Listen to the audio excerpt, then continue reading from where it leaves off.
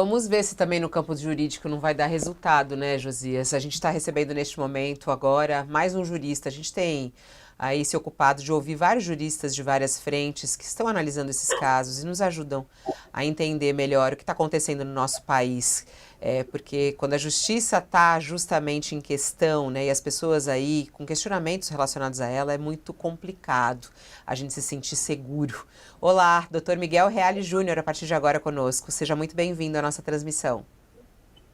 Muito obrigado, Fabiola. Bom dia, Josias, Thales. Bom dia a todos. Bom dia. Os assistentes do UOL.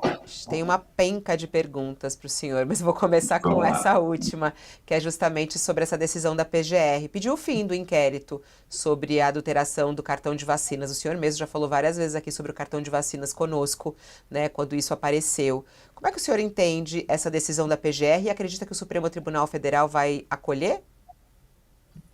Eu creio que é na linha de decisões anteriores do Supremo e também são decisões de outros tribunais e da doutrina, de que a delação premiada não é uma prova, é um meio de obtenção de prova, ou seja, indica formas pelas quais se pode produzir prova. E não indicou nenhuma prova, apenas fica-se, no caso das vacinas, na declaração do Mauro Cid de que teria procurado ou teria feito a falsificação do cartão de vacina a pedido do ex-presidente. Não trouxe, segundo o UNE, a delação nenhum elemento que corroborasse essa afirmação e não se tem também indicação do uso desse documento, porque senão aí haveria, sem dúvida, um crime de uso de documento falso. Então, eu creio que é irrelevante para a análise do processo sobre golpe de Estado essa decisão de anular, de arquivar o processo das vacinas por ausência de elementos que corroborem. Aliás, o próprio... Tá certo, então... Doutor Miguel, tá certa então, na sua análise, a PGR acerta e o Supremo deve seguir por esse caminho? Eu acho que sim, é na linha do que já vem decidindo em outros casos, reiteradamente.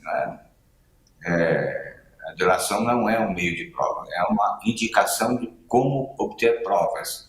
E as provas não foram indicadas e não foram obtidas a partir da delação. Não é o que acontece no caso dos crimes de golpe de Estado, que vários elementos outros corroboram as acusações, não se mantém a acusação exclusivamente na palavra do delator. Agora, de que maneira isso pode interferir no que está sendo analisado pelo Supremo Tribunal Federal sobre a tentativa de golpe, que é esse ponto que o senhor estava falando, né? O senhor está falando aí da base da delação do Mauro Cid. A defesa, não apenas de Bolsonaro, mas de outros, batem toda hora nessa tecla. A gente pode cair na mesma situação em relação ao caso da tentativa de golpe? Completamente diferente que eu disse. Com relação à tentativa de golpe, há inúmeras provas, né, que não se baseia a acusação exclusivamente na delação do Mauro Cid. Portanto, não há, como na questão do cartão de vacina, exclusivamente a informação dada pelo delator. Existem elementos probatórios corroboradores do que diz o delator e elementos que independem, inclusive, da influência decorrente do depoimento do delator. Portanto, não há nenhuma semelhança, não há nenhum risco de contaminação do processo de golpe de Estado pela decisão, pelo pedido realizado pelo procurador de arquivamento do caso do cartão de vacina. Agora, Dr. Reale, abstraindo a exploração política, que, como o senhor diz, a gente mesmo estava dizendo, no campo político pode-se dizer qualquer coisa, mas a chance disso ter alguma interferência na tramitação do caso da tentativa de golpe é inexistente, mas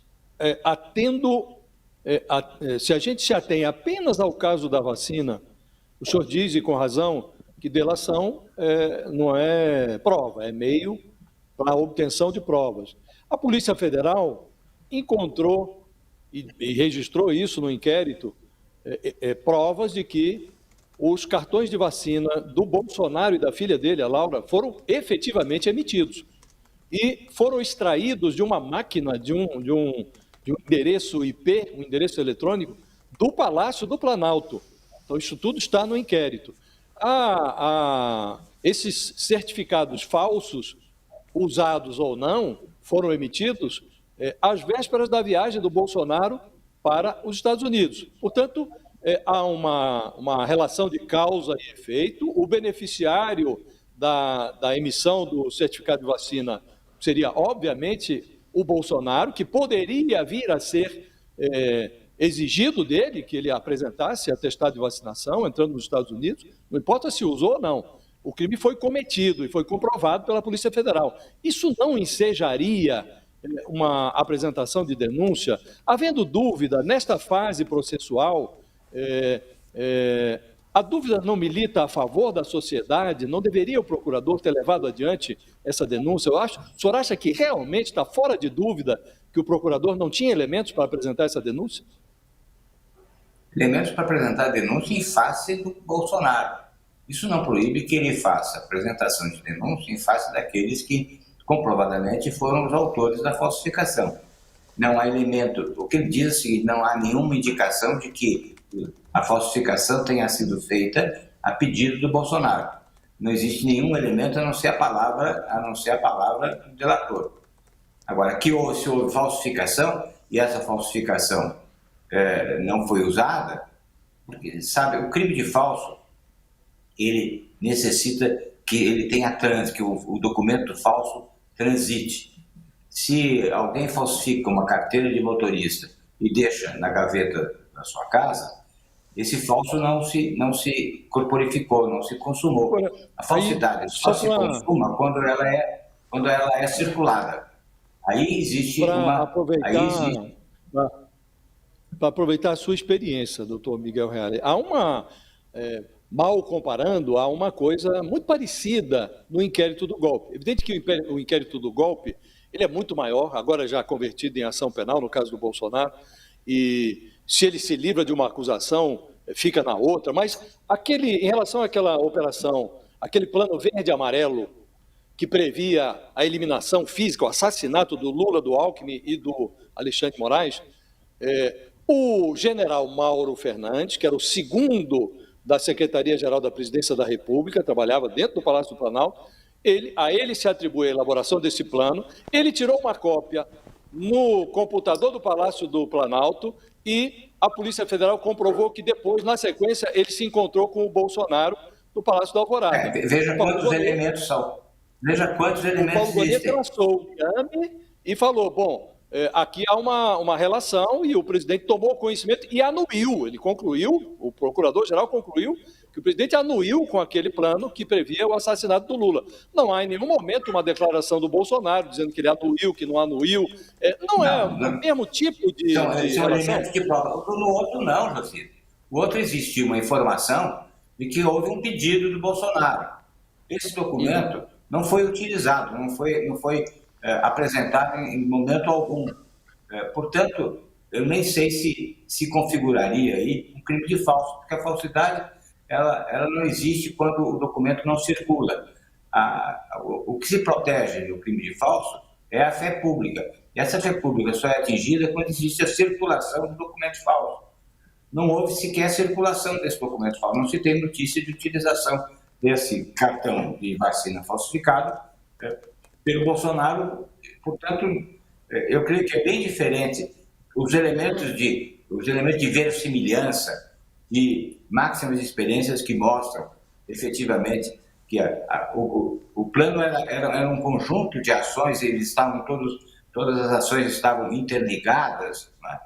Eu entendo que o crime de golpe de Estado tenha se corporificado antes mesmo de 8 de janeiro, porque o que me parece mais grave é um presidente da República, no Palácio do Governo, chama os chefes militares e lhes apresenta um plano de golpe de Estado, de ações de intervenção, de exceção, e dentro dessas ações de exceção estava também a proposta de assassinato de Lula, Alckmin e Alexandre de Moraes. Portanto, É muito sério, não é um encontro de amigos para conversar, não. Ali é o presidente da República, na sua condição de presidente-chefe das Forças Armadas, chamar os comandantes das 3 armas e falar sobre um golpe de Estado. Nesse momento, o Estado de Direito já está ferido. Já existe uma fragilidade, a rigidez do Estado de Direito Democrático já está atingida nesse momento. Então, Mas, doutor Miguel, do ponto de vista estritamente jurídico, eu concordo com o senhor está certíssimo. Mas, do ponto de vista estritamente jurídico, o advogado Paulo Cunha Bueno disse ao Metrópolis que usaram as investigações das vacinas para fazer buscas, apreensões e promover uma auditoria nos investigados, e que isso caracterizaria o chamado Fishing Expedition. Eu queria saber do senhor o seguinte: caracterize qual é esse conceito, como é que isso aí se aplicaria nesse caso? Fishing Expedition é começar uma investigação sem nenhum dado, sem nenhum elemento, para procurar, para ver se encontra alguma coisa. Ou seja, é sair na pescaria, sem um objetivo, sem uma linha determinada, não tendo sequer um ponto de partida. Não é o que aconteceu nesse caso. Nesse caso, o ponto de partida foi a participação do Mauro Cid, aí acende uma luz. Se o Mauro Cid fez isso, vamos ver o que mais decorreu da sua colaboração, né, se ele também estava envolvido no golpe de Estado. Ou seja, foi um elemento indicativo muito sério, não foi uma pescaria sair à torta e à direita em busca de encontrar algum elemento que justificasse a investigação. O elemento já estava presente. Então não houve abuso por parte da Polícia Federal nesse ponto, doutor Miguel Reale, porque o Bolsonaro ele fala o tempo inteiro em perseguição. Apesar de o senhor estar falando aqui que a Procuradoria-Geral da República não erra, ela acerta em fazer isso, o senhor acredita que o trabalho da polícia ele foi correto? Oi? Ela poderia se omitir diante daquele dado? É lógico que o Bolsonaro, que é o rei das vítimas, né? O ator da vitimização, vai dizer que houve perseguição, que houve isso.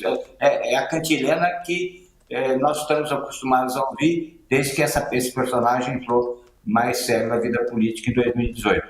Então, é sempre uma vitimização. Agora, o que a Polícia Federal podia fazer? Não vamos vitimizar o Bolsonaro e vamos deixar de investigar para que o Bolsonaro não se sinta vítima. É a única coisa. É lógico que a Polícia Federal se prevaricaria se não fizesse investigação. Pelo contrário, ela tinha o dever de investigar. Aqui tem 2 conceitos, doutor Miguel, que eu acho que a gente poderia aproveitar a sua presença para esclarecer a nossa audiência, né? Um é essa alegação que os advogados sempre invocam: fizeram pescaria, foram buscar provas, estavam investigando alguma coisa e usaram a investigação para fazer pescaria.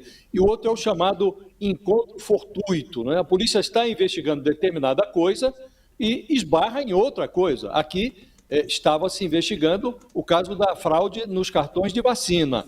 O ministro Alexandre de Moraes determinou a prisão do Mauro Cid, apreenderam-se os seus equipamentos eletrônicos e, dentro desses equipamentos, encontraram indício de que se estava tramando um golpe de Estado. E a polícia, então, iniciou a investigação. Aqui se caracteriza esse encontro fortuito? Haveria prevaricação se não fosse investigada também a trama golpista? É essa a diferença entre encontro fortuito e pescaria? Exatamente. Você esclareceu bem, delimitou muito claramente o que é o Fishing Expedition e o que é o encontro fortuito. Diante de dados, elementos indicativos da prática de um crime do relevo do crime de golpe de Estado, não poderia a Polícia Federal e o Ministério Público e sob o controle judicial de fazer efetivamente o prolongamento das apurações. Não seria absurdo não fazer. Por isso que eu digo, tem o dever, tomou conhecimento da ocorrência de um ato delituoso, tem o dever de apurar. Né? O que hoje se tanto menciona, os jornais estão aí, é o problema da desproporcionalidade de punições. Eu tenho uma posição bem firmada no sentido de que entendo, primeiro, houve um golpe de Estado num primeiro momento, que é o momento em que se tenta levar os chefes das Forças Armadas a participar de ações de intervenção. Quando não esse golpe, essa fase, esse momento do golpe de Estado é impedido porque o comandante do Exército se nega e o da Aeronáutica também, faça então a continuidade com a mão do gato, ou seja, o ministro da Justiça sai do Ministério da Justiça e imediatamente assume a Secretaria de Segurança Pública. E graças a isso, a Polícia Militar do Distrito Federal deu permissão para que a infantaria que tinha sido convocada para frente dos quartéis pudesse avançar sobre a Praça dos Três Poderes. Tem um dado muito curioso, essa infantaria que vai para a Praça dos Três Poderes, ela vai organizada, porque ela se divide em 3 grupos. Um grupo vai para o Planalto, um grupo vai para o Congresso, um grupo vai para o Senado, para o Supremo. Não é? E vendo os interrogatórios dessa infantaria, que tinha sido incitada, tinha sido convocada para frente dos quartéis e mantida com esperanças de ainda há algo que mudar, essa infantaria, ouvindo os depoimentos desses interrogatórios, desses partícipes da invasão, eles dizem: nós somos contra as drogas, nós somos contra o aborto, mas nossa intenção mesmo era impedir a continuidade do governo Lula. Então, o nosso papel era entrar, sentar e esperar que houvesse a intervenção federal. Então, isso mostra que o 8 de janeiro é uma continuidade daquele golpe de Estado que estava sendo armado. Doutor Miguel, então o senhor falando aí, o senhor confirma até o que o próprio Moraes fala e também a própria Carmen Lúcia falou, não foi um domingo no parque, não foi um passeio no domingo no parque. O senhor estava falando sobre o caso que até foi levantado pelo Fux, né, que é relacionado à cabeleireira, que foi condenada a 14 anos de prisão. O Fux pediu uma pausa nesse julgamento, justamente para que ele possa analisar, e ele defende uma mudança na pena, né, na dosimetria. O senhor, então, deixa eu só concluir a pergunta, por favor, doutor Miguel Reale. O senhor, então, concorda com que não tem que ser revista porque a pena não é apenas ter pichado a estátua com um batom? Como é que o senhor analisa o caso da cabeleireira? Não só o caso da cabeleireira, todos os casos. Eu entendo que, como eu descrevi agora, com base nesses interrogatórios, que a ideia era ir lá, tomar posse da sede dos poderes para que houvesse o impedimento da continuidade do governo Lula, ou seja, o golpe de Estado, o que acontece são que essa infantaria está sendo processada por 2 crimes. A abolição do Estado de Direito, que é impedimento do exercício dos poderes constituídos, e o golpe de Estado. São dois crimes. A meu ver, a abolição dos poderes, a abolição do Estado de Direito, consistindo impedimento do exercício dos poderes, é um crime meio do crime fim, golpe de Estado. Então há aqui um processo de consunção, ou seja, a norma mais grave, a norma fim, absorve a norma meio.